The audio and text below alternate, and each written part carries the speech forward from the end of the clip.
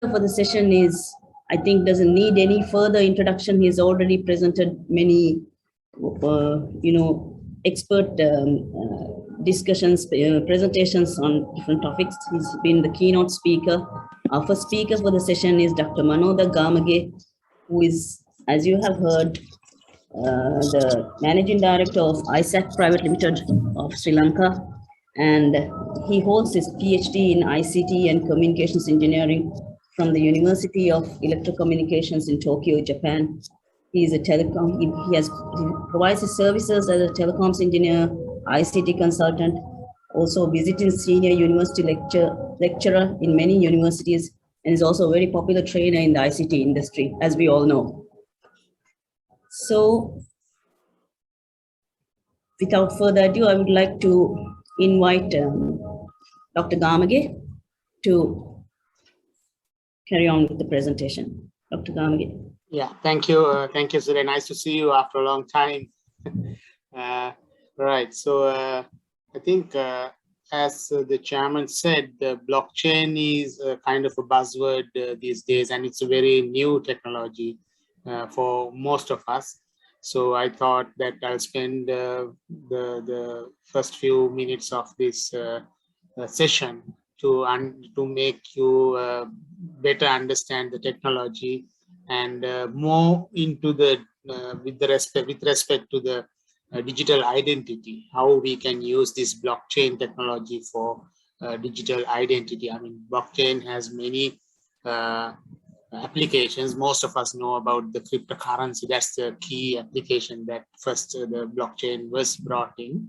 But there are many other applications afterwards. And then so digital identity is one of the key areas where we need to have very much emphasis given.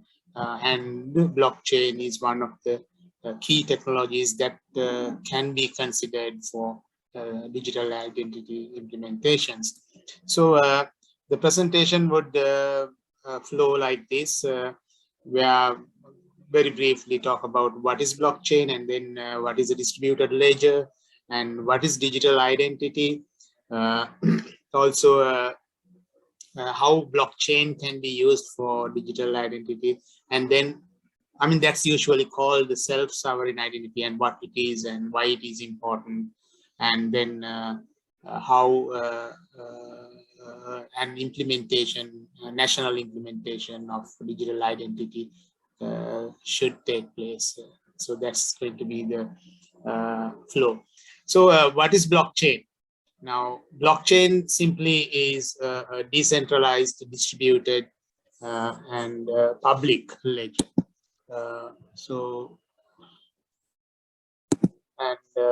As we can see here, a block is what you have some data, and then there is a hash, and then hash of the previous block.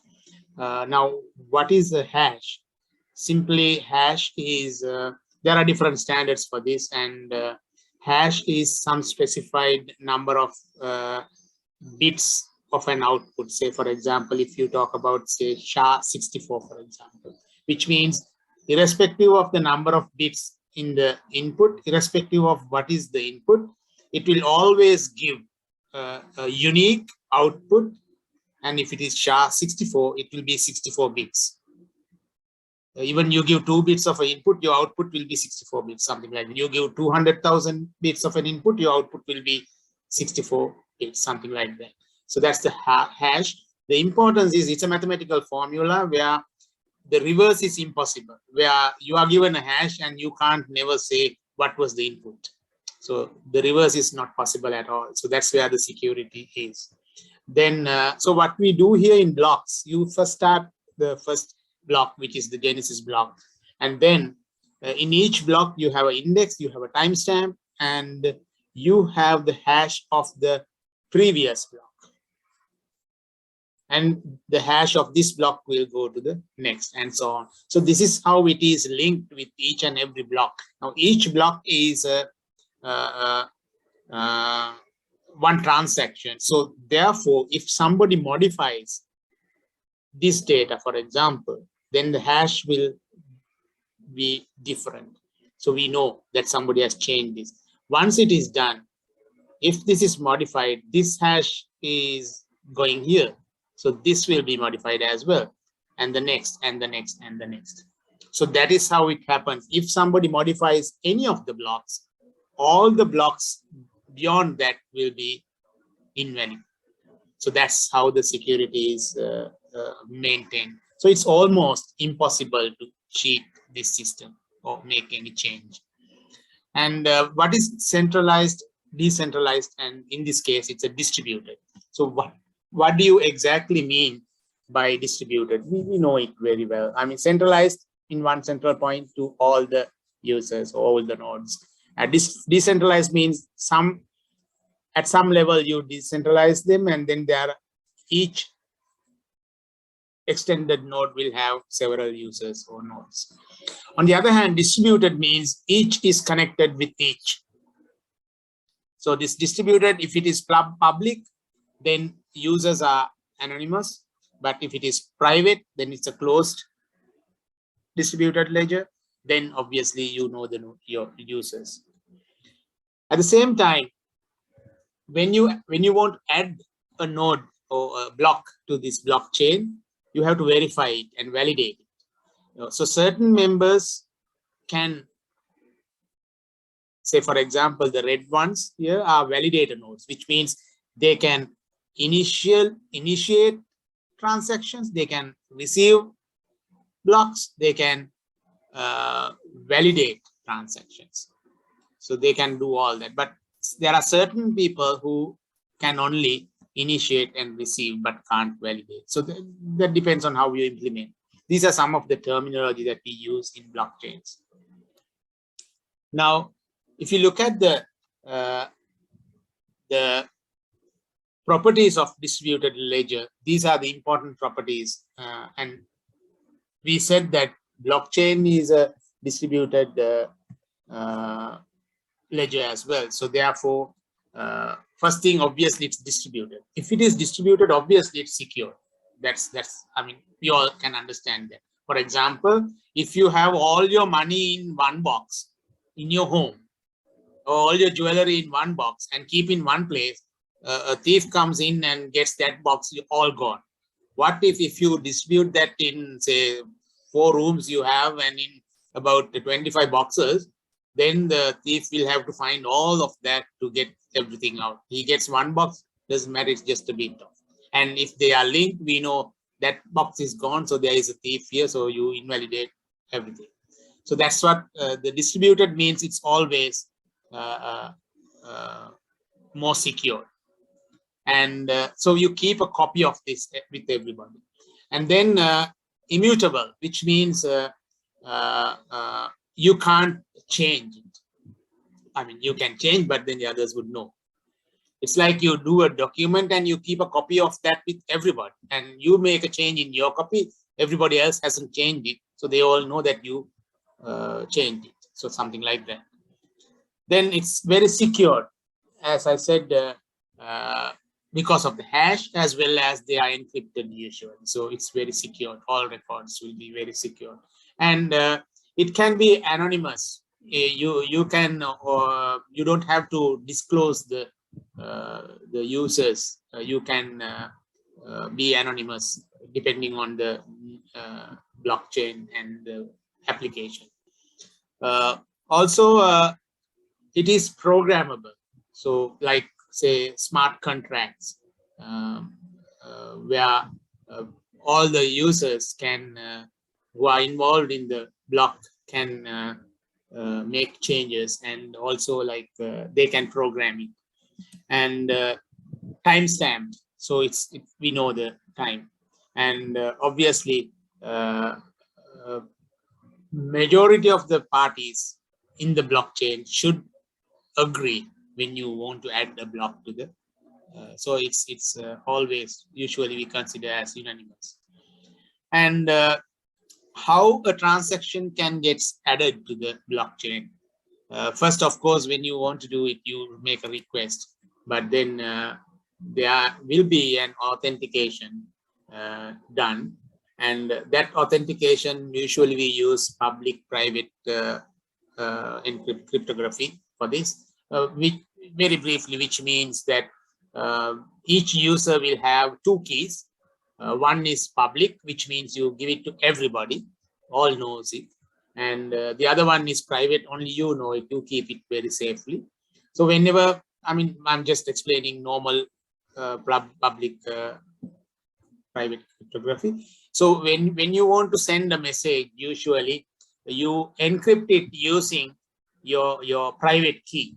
So if I want to send a message to this audience, I will encrypt it with my public key, sorry, private key, and all of you know my public key. So therefore, you can decrypt. Those who have my public key can decrypt it. If somebody else tries to send a message pretending it's me, but he doesn't know my private key, so therefore, when you decrypt it using my public key, it doesn't work. So therefore, you know that this message is not sent by me. So that's how the public-private key authentication works. And it can be used in many applications as well, like say, for example, digital signatures, we use this. So there are plenty of applications where you use it. So blockchain uses this to authenticate.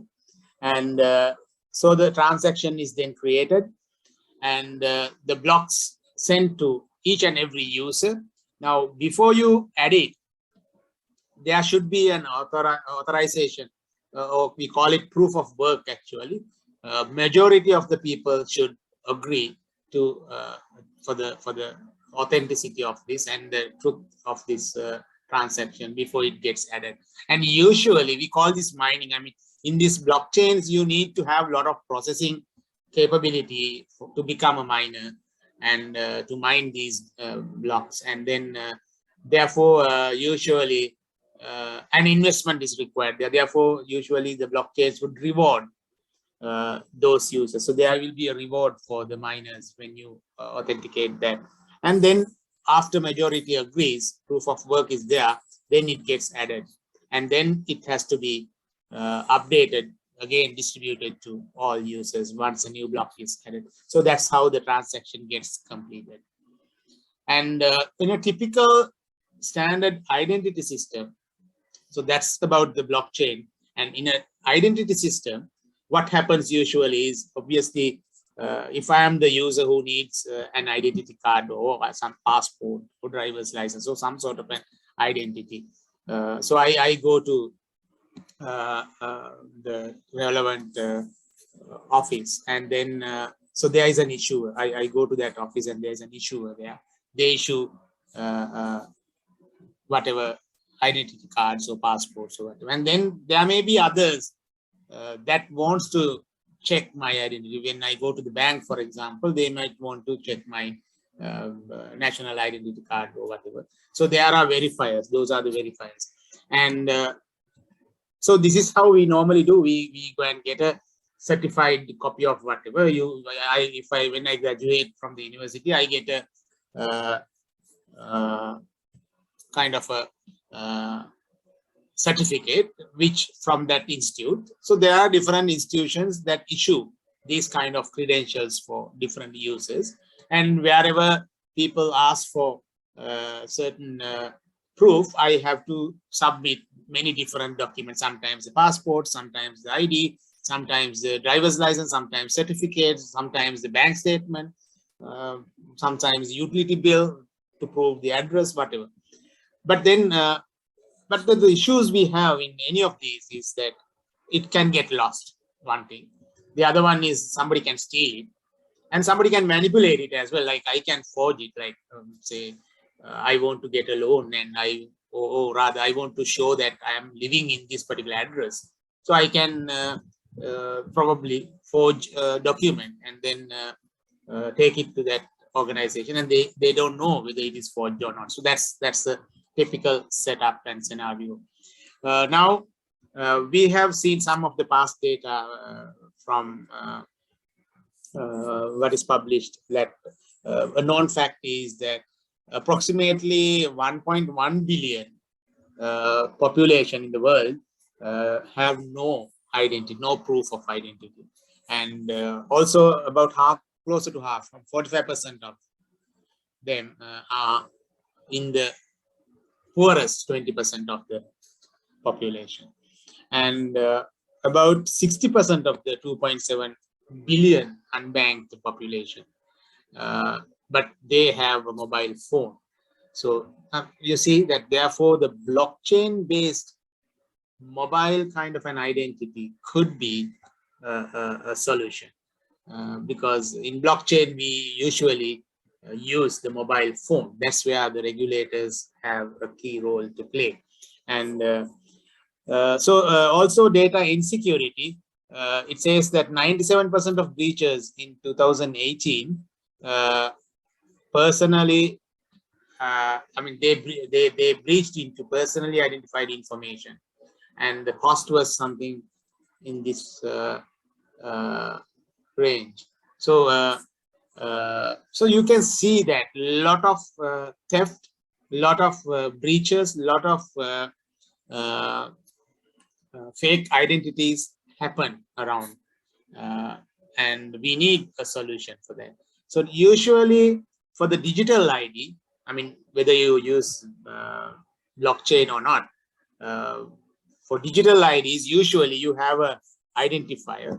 When it comes to blockchain, of course, this will be a distributed identifier, and it has to be unique in your domain. If it is worldwide, then it has to be unique for the entire world, and it should be authenticated, and sometimes it has to be unlinkable, sometimes it has to be linkable. It depends, and trust is very important. So trust is the key, and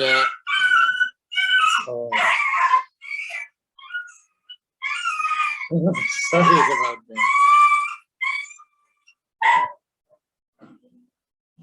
Right.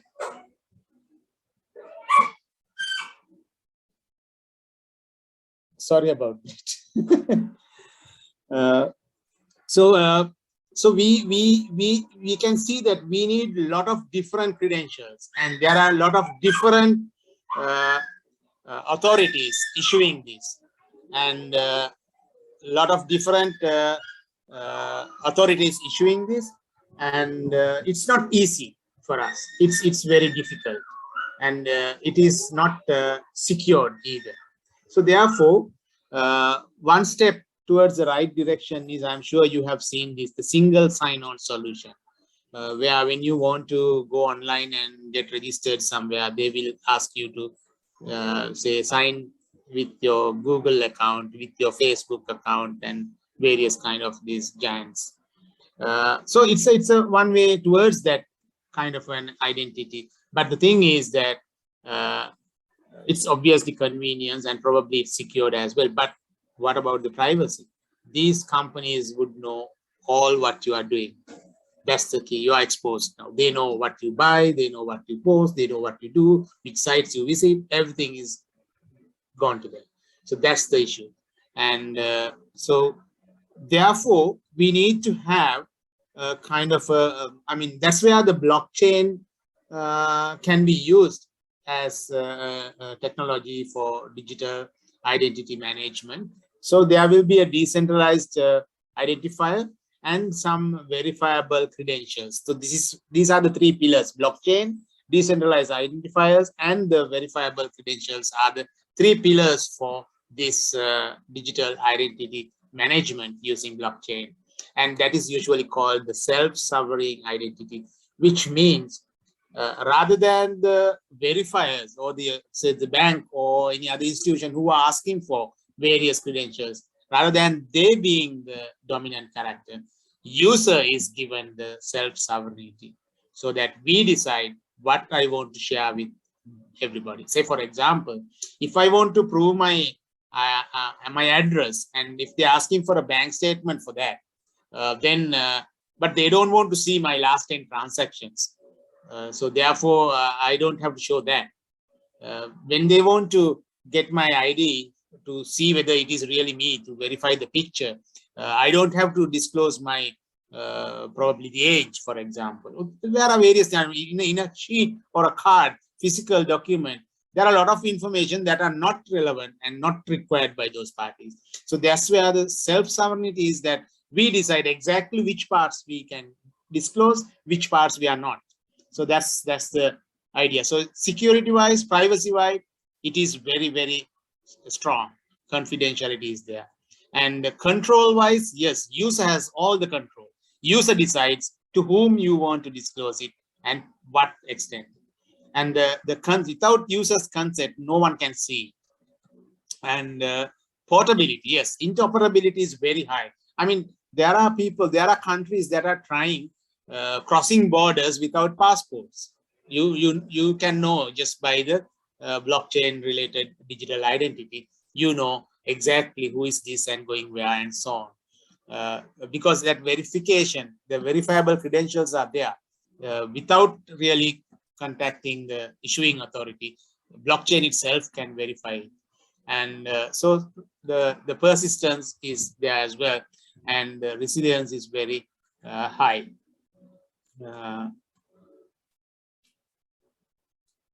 So how this SSI works? How it works is, okay, somebody is requesting a document from the user, and usually the user is, and no one can access this, though it's in the blockchain, no one can access it. So it requests the permission, and owner will have to grant permission using the app, and then only they can see it, and only the relevant parts of it. And then there will be an update to the blockchain. So this is how this happens. And usually it's a wallet, digital ID wallet, we call it. So it will contain many different credentials, but user will decide which one to be shown to whom. So to sign up, there are different systems already being deployed, in the sense probably limited commercial applications, but a lot of proof of concepts and trial applications are going on in many different places. And so you can, there are platforms where you can sign up to get the self-sovereign identity, and then whatever the selected platform can issue a decentralized identifier, a DID for each user. There could be even more than one DID for users, and together with this public and private key, as we discussed earlier. So public cryptography is used, and that is also stored in the chain. And any other additional data can also be stored in the chain. Now, once you do that, there is no way of changing it, modifying it. If it is modified, the entire chain gets invalid. And then how you verify this? So there are organizations that issue these credentials, verifiable credentials, and that will have, that will be attached with the public DIDs of the organization or person. And then also the issuing organization's DID will be there. And then usually the credential and the DID of the issuer will be stored in the blockchain. And when someone wants to check it, let's say there is a university who has issued a certificate for me. So the university's certificate, or they will say that I am a graduate of this course or whatever. And then DID of the university will be there, and public key cryptography is used. And someone wants to verify whether actually I have this from this institution. They don't have to check with anybody or do anything. They just ask from me, I give them permission, and they can, from the blockchain, by using public cryptography, they know that this is a valid thing. That's the trust that this brings in. So that is how this works. And in a very brief, yeah. Manodha, sorry to interrupt. Can you speed up a little bit, please? Yeah, I'm done now. So just a minute. And I got this document from ITU. They have this well done document which explains phases of four national digital identity, four phases for national digital identity. You start with the analysis of existing ones. You then define the strategy way forward and then implement it, and then obviously during operation, these details are there in the slides. So in conclusion, blockchain has many applications, like I said, and cryptocurrency, digital ID, supply chain management, monitoring, smart contracts, and maybe even copyrights compliance and so on. Most important thing is that self-sovereign identity, that we can achieve this, which means we give the authority and the sovereignty to the user with the, I mean, that helps them to protect the privacy as well. And so therefore, as a country, I think we need to carefully select what are the applications that we can or suitable for us to deploy. So maybe you can have a roadmap for blockchain as well, or probably why not have a roadmap for all technologies in that blockchain will be part as well. So that's it from my side. Thank you very much. Thank you, Manodha, for an excellent presentation. He has taken us through the concepts of the blockchain technology. He has taken us through the nuts and bolts of how it works. And in his presentation, he has explained how blockchain can be used to implement a more robust and secure digital identity system in comparison to the standard identity systems. Hopefully, anyway, I won't discuss more. He's already explained everything very nicely. So we'll go on to the next